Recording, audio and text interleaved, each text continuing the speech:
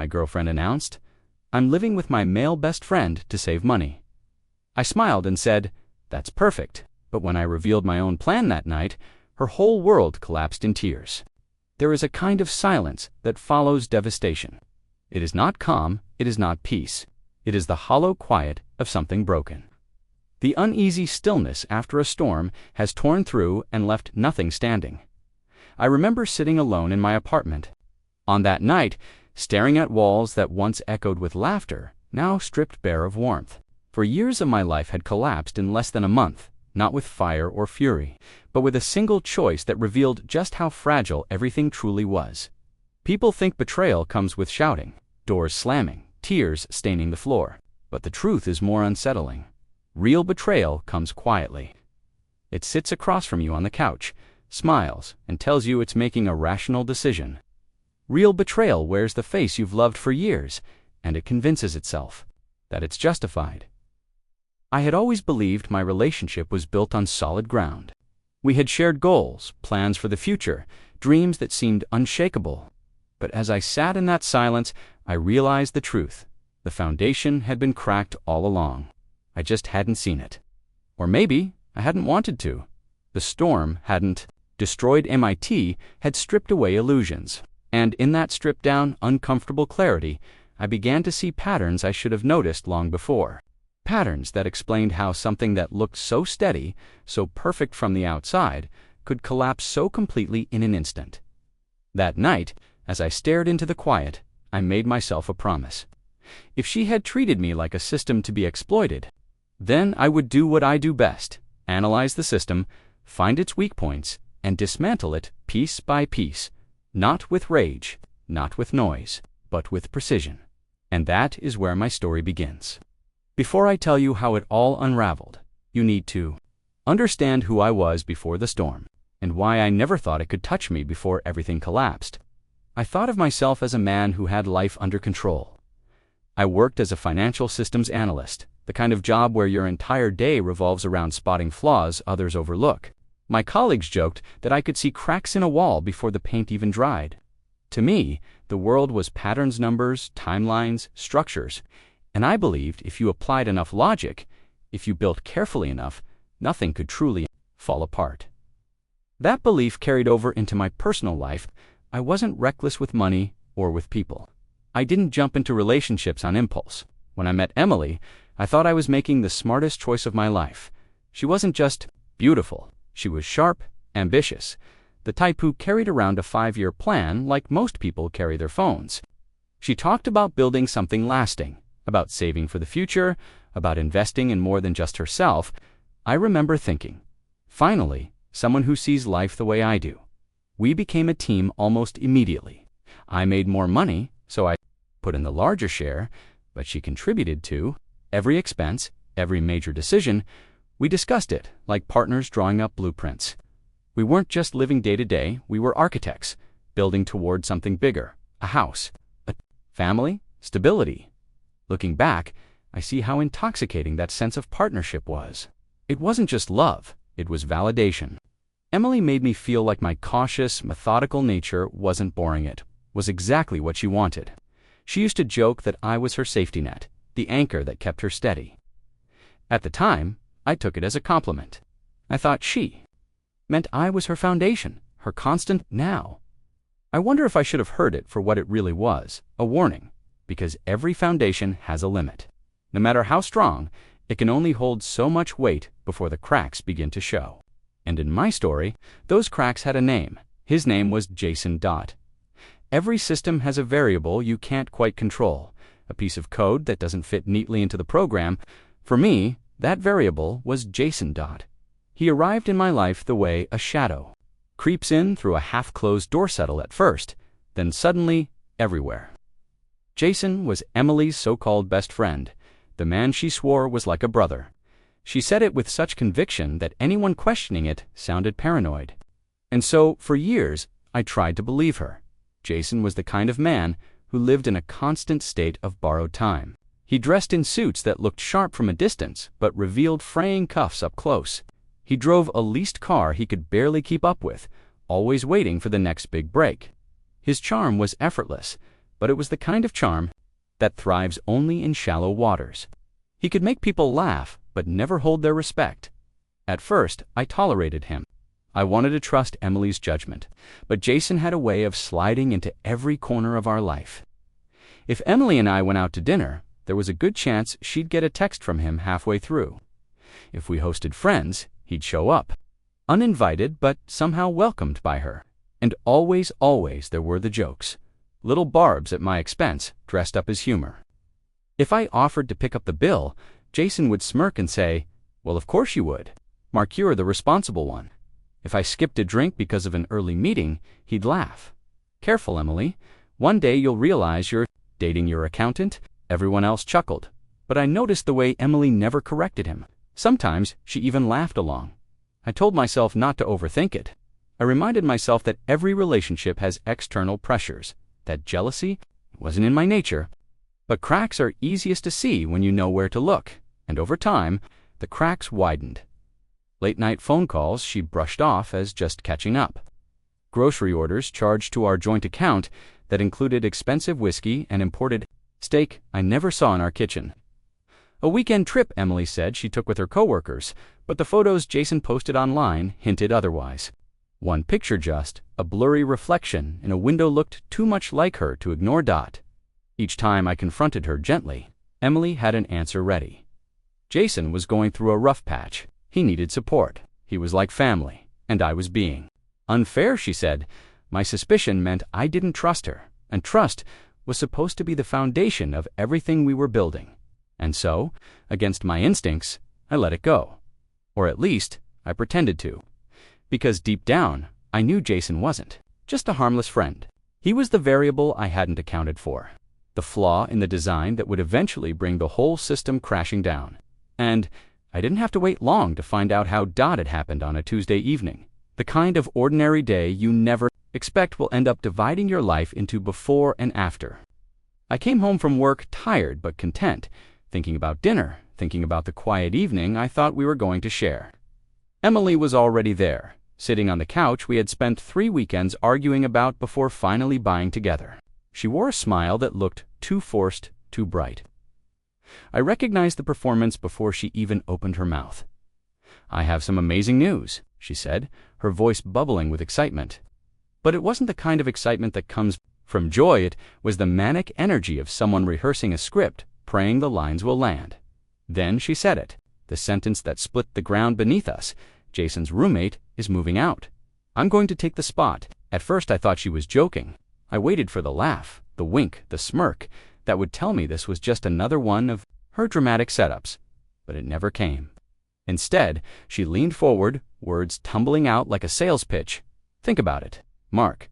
His rent is way cheaper than my half of the bills here. I could save nearly $1,000 a month. That's money we could add straight to our house fund. We'd get there faster. It's practical, it's smart. This is exactly the kind of decision that sets us apart from other couples." She said "we" as though she were including me, but every word screamed me. She hadn't asked, she hadn't even suggested. It was a declaration, presented as if my role was simply to nod in approval. I let the silence stretch between us. I knew what she wanted. She wanted a fight, something to point to later as proof that I was controlling, insecure, unreasonable.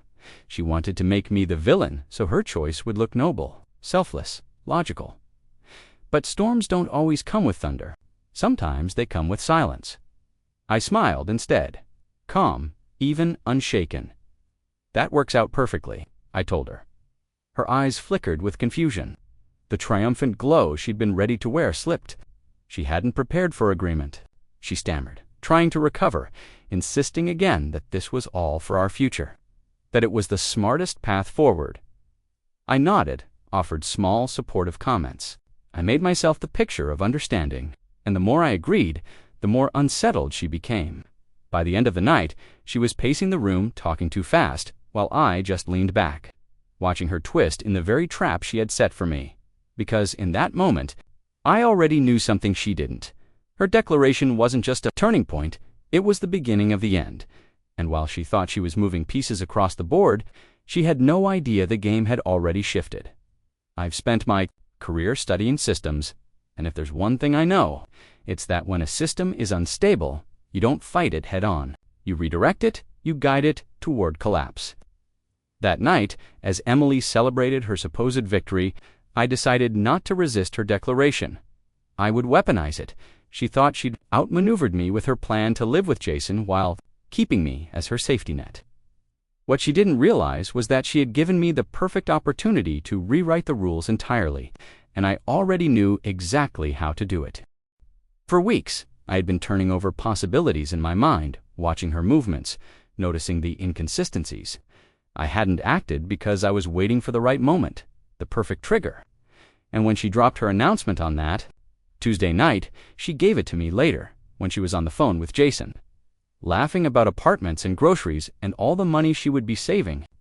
I quietly began laying the groundwork for my move. The idea was simple. If she was going to take a step that changed the framework of our relationship, then I would take one that dismantled it entirely. I waited until she hung up. She was still glowing, still convinced she'd gotten everything she wanted me as the stable provider, Jason as the roommate, and herself as the clever architect of a perfect compromise. That's when I sat down across from her, my tone calm, deliberate. "I've been thinking about what you said," I began, "and you've actually inspired me." Her smile faltered, just slightly. "Inspired you? What do you mean?" I leaned forward, lowering my voice as if I were sharing something intimate, something heavy. "You're making a smart financial move, Emily, and it got me thinking about one of my own. There's been a project on the table at my company based out of our European headquarters, a 2-year contract, high pay, massive completion bonus. I was going to turn it down because of us, but now, with you moving out, it just makes sense." Her face drained of color. "Wait, what? You accepted it?" I nodded, smooth as glass. "I called tonight. They're sending the contract over in the morning. I'll put my things in storage, live cheap while I'm there, and when I come back, we'll have enough to buy our dream house in cash. Exactly what we've been working toward. And the timing is perfect of already given notice on our lease." The silence that followed was thick, suffocating. I could see her trying to calculate, to claw back control of a situation that was suddenly slipping through her fingers. "But what about when I visit? Where will I stay?" I kept my tone sympathetic, logical. "Flights from Europe are expensive. We need to be disciplined. This is what you wanted. Remember, smart financial decisions, sacrificing comfort now for long-term gain." And then the final strike.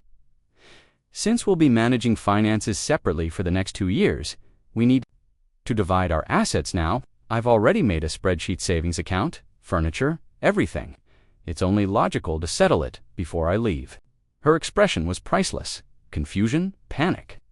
The slow dawning realization that her little scheme had detonated in her hands. She thought she was orchestrating a clever shortcut. What she didn't see was that she had triggered a collapse. That night, Emily packed not with excitement, but with tears. And as I watched her fold her clothes into boxes, I didn't feel anger. I felt clarity, because this was only the beginning. I had seen Emily pack before weekend trips, vacations, even quick overnights at her parents' place. Those bags were filled with laughter and anticipation, the kind of lightness that comes when you're preparing for something you want. This time was different. The sound of zippers, drawers sliding open, hangers scraping against metal rods, it wasn't preparation. It was defeat. She moved around the bedroom in silence, her face pale and streaked with tears. Every so often, she'd glance at me as if waiting for me to crack, to beg her to stay, to offer some compromise that would undo the decision I had just laid down. I didn't. I sat at the dining table with my laptop open, reviewing the spreadsheet. I had prepared numbers, receipts, every dollar accounted for. It was clinical, cold, UNARGUABL. She tried anyway. "Mark, maybe we should rethink this," she whispered, her voice trembling. "The whole thing with Jason was stupid. I wasn't thinking clearly. I don't need to move in with him. We can stay here together and just forget all of this." I looked up from my screen, letting a long pause hang in the air before answering. "I can't, Emily. The contract is already signed. If I back out now, my career is over." "You know I can't do that." Her lips parted, but no sound came out. I could see it in her eyes, the gears turning, the script unraveling. For the first time in years, she didn't have an answer ready. She tried again, weaker this time. But we don't have to split everything yet, do we? I mean, it's just temporary. We'll be back on track once you're home. That's when I slid the spreadsheet across the table. Every line was a mirror she didn't want to look into. 90% of the savings was mine. The furniture she loved, bought with my money before we even met. The car in her name, paid for and insured by me. Even the streaming services she used daily, all tied to my accounts. Her hands trembled as she scanned the numbers. She had believed for so long that she was contributing equally, that she was building a life alongside me. Now the truth lay in front of her. She had been living inside a structure almost entirely funded by me, and without me, there was nothing holding it up. By midnight, the apartment looked like a ghost of itself. Boxers stacked near the door, drawers, emptied walls bare. Emily sat on the edge of the bed, clutching a suitcase, her face buried in her hands. I didn't gloat. I didn't yell. I simply watched, detached, as the system she thought she had designed crumbled faster than she could hold it together. And in that silence, I realized something important. This wasn't just about a breakup. This was about severing every thread, every lifeline, every dependency she thought she could keep wrapped around me. Because what she didn't know was that this was only the first stage of the collapse. The financial threads, the invisible ties that had bound her comfort to my stability, those were next. And once I cut them, she wouldn't just be leaving this apartment in tears. She would be leaving her entire safety net behind, if watching. Emily Pack had been the first tremor. What came next was the aftershock, the part where the walls finally give way and the roof caves in, because packing her clothes was only symbolic. What truly tied her life to mine were the invisible threads, the financial lifelines she had long taken for granted. And one by one, I cut them. The first was the car. She had driven it every day, convinced it was hers, never once questioning the paperwork. But the registration was in my name, the insurance on my policy, every monthly payment pulled from my account. I called her that weekend, my tone measured, almost sympathetic. Since I'll be overseas for 2 years, I won't need the car. I've decided to sell it and cancel the insurance. There was a pause, then the panic in her voice spilled through the line. Mark, you can't. How am I supposed to get to work? It's just a financial decision, I replied softly. I can't afford to pay for something I won't be using. The silence that followed told me everything. She didn't argue. Further, she knew she COULDN. Single quotes to next came the phone. For years, she had been on my family plan, her number linked neatly under mine. I sent a simple message. You'll need to transfer to your own provider by the end of the billing cycle. Her reply came fast, almost frantic. Why are you doing this? It's just a phone. But it wasn't just a phone. It was control, access, stability. And when I removed it, she was left scrambling, forced to navigate the mundane logistics of real independence for the first time in years.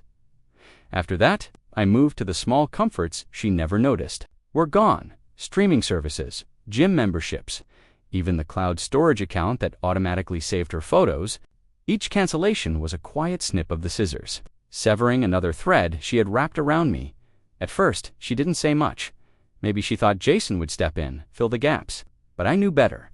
Jason was built on debt and bravado, a man who had never carried real weight in his life.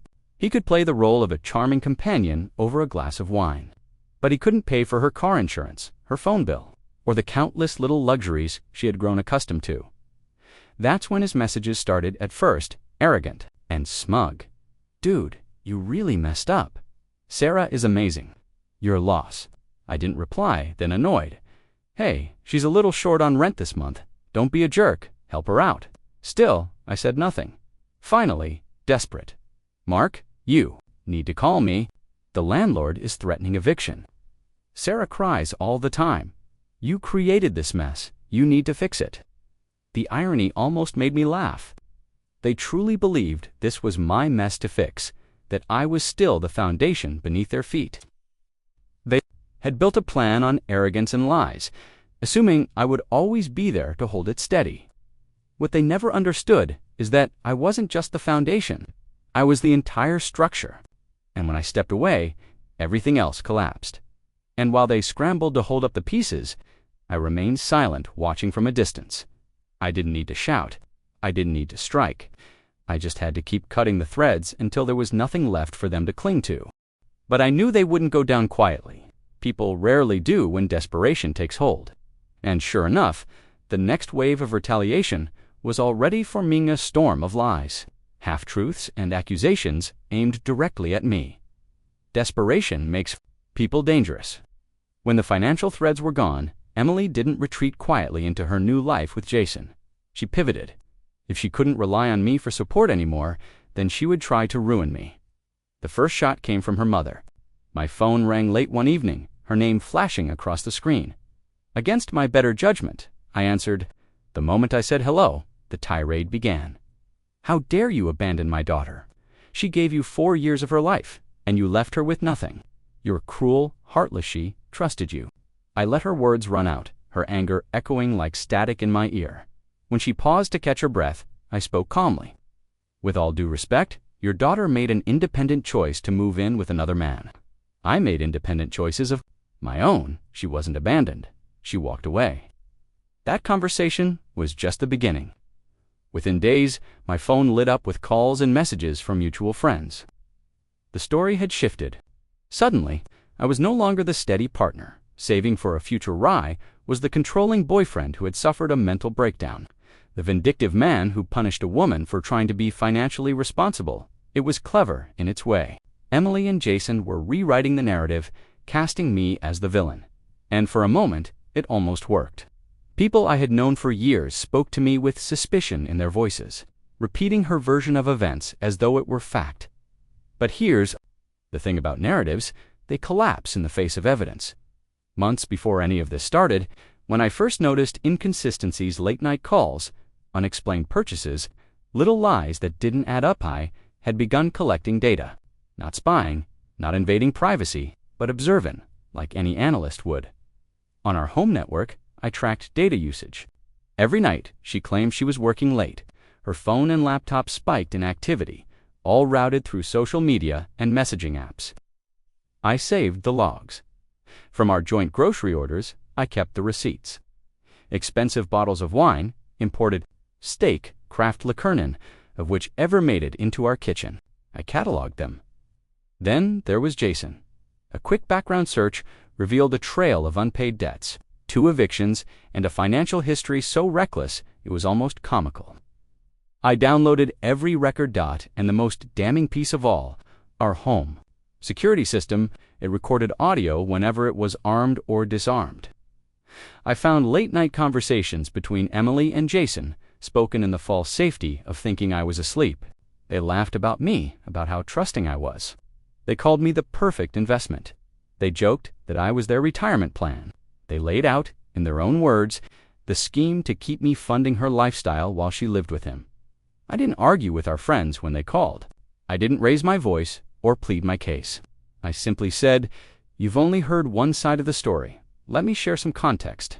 And I sent them a link. I had built a simple, password-protected web page. On it, I laid out the evidence in chronological order, data logs, receipts, eviction records, and the transcripts of those late-night conversations. No commentary, no anger, just facts. One by one, the calls stopped. The accusations dried up. And then something unexpected happened. Silence. Friends who had once parroted Emily's story vanished from her orbit. The smear campaign that she had, launched with so much confidence, collapsed overnight. Not because I fought back louder, but because I fought back smarter. The most telling moment came when her father called me, his voice low and measured. He simply said, "I'll be by to pick up the rest of her things. Just tell me when." And in that heavy silence, I knew something had shifted. The smear campaign was over. Emily hadn't just lost me. She had lost her credibility, her allies, and the reputation she once leaned on like a crutch. But as satisfying as that was, I also knew it wasn't the end.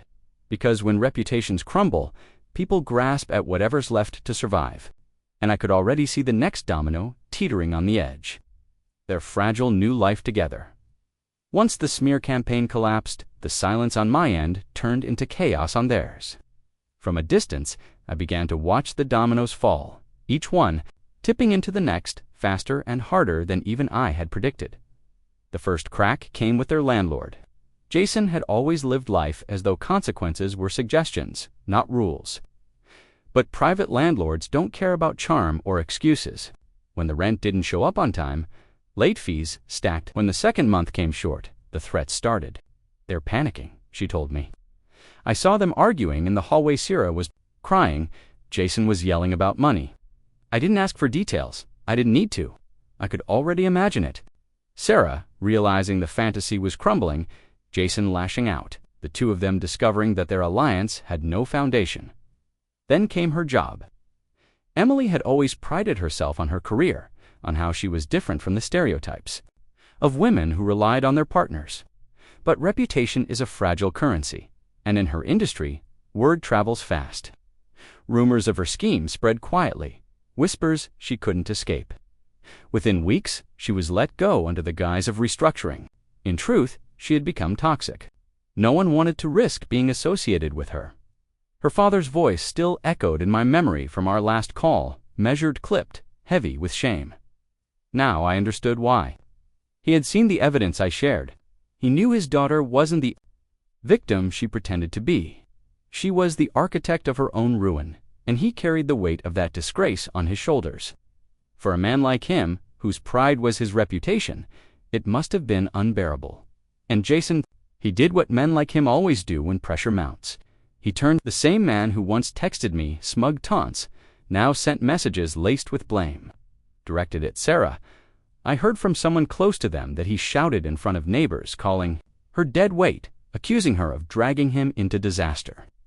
Their great friendship, the one she swore was like family, crumbled the moment survival was at stake.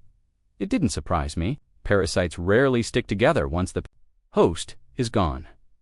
From my side of the city, in the quiet of my new apartment, I pictured the scenes playing out like a film. Boxers stacked in a corner because they couldn't pay movers. Cold dinners of cheap takeout replacing the wine-soaked nights they once flaunted online. Sarah sitting on a mattress in a half-empty room, scrolling through her phone, searching for jobs that no one would give her. Jason pacing, restless, calculating how to slip away before the weight crushed him completely. I didn't need to interfere. I didn't need to lift a finger. I had already withdrawn the foundation. Without it, everything else collapsed under its own weakness. And as satisfying as it was to see the unraveling from afar, I knew the final blow had not yet landed. Because when people lose everything, they don't surrender quietly. They make desperate moves. And sure enough, that desperation was about to come knocking on my door in the form of legal threats and false claims. When the eviction notice and the job loss weren't enough to shake me, Emily tried one last gambit. If she couldn't win with sympathy or smear campaigns, she would come after me with lawyers. It started with a letter from all, threatening, dressed up in the kind of legal jargon meant to intimidate. She claimed emotional distress, implied there was a partnership that entitled her to a financial settlement from our 4 years together. It was bold, reckless, and predictable. What she didn't realize was that I had been preparing for this moment from the very beginning. Every log, every receipt, every recorded conversation wasn't just insurance, it was ammunition. I forwarded the letter to my attorney, a sharp woman who didn't waste words and didn't flinch. She called me the next morning, her tone edged with amusement. "This is laughable," she said. "We're not just responding, we're countering. And so we filed a civil suit of our own. Conspiracy to commit fraud?" The claim was surgical. Backed by evidence that cut through any illusion she might have tried to spin, we had the transcripts. Her and Jason openly discussing how my income would support them both.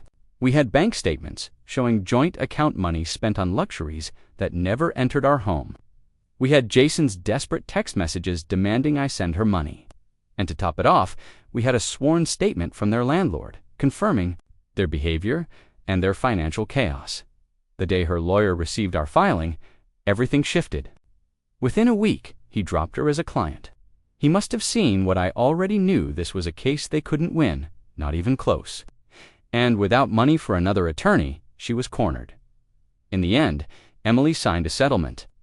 It wasn't just a withdrawal of her claims, it was a complete surrender. She formally renounced any and all rights to me, to my finances, to my future. And more importantly, she signed a non-disclosure agreement. From that moment forward, she was legally bound never to speak or write about me again. It wasn't about the money. It was never about revenge in the traditional sense. It was about closure. It was about ensuring that once the door closed, it stayed shut forever. Jason, for his part, had already disappeared. He ran back to his hometown, defeated, folding under the same pressure he once laughed off. He left Emily behind to face the humiliation alone. Their so-called unbreakable bond dissolved as quickly as everything else. When the final papers were signed, my attorney slid them across the table to me. I looked at Emily one last time. Her face was pale, drawn, stripped of the confidence she once wore like armor. She wouldn't meet my eyes.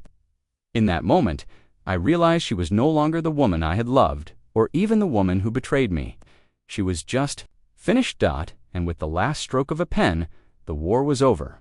But wars leave ruins, and silence, and lessons carved deep into the foundations of the life that follows. And as I walked away from that table, I knew my story wasn't ending there. It was beginning again. 6 months have passed since the last paper was signed, and the silence that remains is nothing like the silence that followed betrayal. That silence was heavy, suffocating, filled with unanswered questions. This silence is different. It is clean. It is the kind of quiet that comes not after destruction, but after renewal. My new apartment isn't grand. It's smaller, simpler.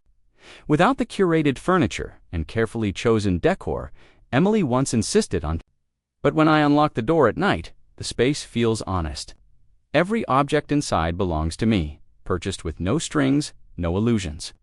For the first time in years, I know that the ground beneath me is solid. Sometimes, I think back to the storm. That started it, all the declaration, the lies, the schemes whispered behind closed doors. And I realize now that what felt like the end was only a clearing. The storm stripped away what was weak, what was rotten, what I was too blind to see. It left me standing on bedrock, and from bedrock, you can build again. I don't wonder what became of Jason. Men like him don't leave legacies, they leave wreckage. And Emily, I hear whispers through the grapevine. She's back living with her parents, trying to rebuild a career in an industry that doesn't forget easily. I don't gloat over her downfall anymore. I don't need to. The collapse was inevitable. The moment she mistook stability for weakness and love for a resource to exploit, people often say revenge is about rage, about settling scores. But for me, it was never about shouting louder or striking harder. It was about control, precision, systems. And the most devastating weapon in any system isn't noise. It's silence. When I walk down the street now, I sometimes pass houses, still scarred from the last big storm, shingles missing, shutters broken, paint stripped bare. They stand as reminders that not every structure survives. But I also see the ones rebuilt, stronger, cleaner, designed to weather the next storm. And I know which one I am. The storm is over. The dominoes have fallen. The silence that lingers is not emptiness, it is peace. And that is where my story ends. Or perhaps where the real one finally begins. In the end, storms don't just destroy, they reveal. They strip away illusions and leave behind only what's real. For me, that truth was painful, but it also gave me peace. And sometimes peace is the greatest victory of all. If this story gripped you, don't forget to leave a like, share your thoughts in the comments, and subscribe to the channel for more powerful family drama stories. Your support helps keep these stories alive.